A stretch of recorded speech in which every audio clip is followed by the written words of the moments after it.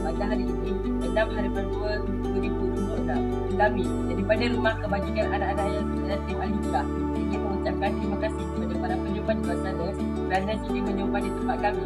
Kami doakan semoga dimurahkan rezeki dan diberikan kesihatan dan panjangan. Terima kasih. Bye.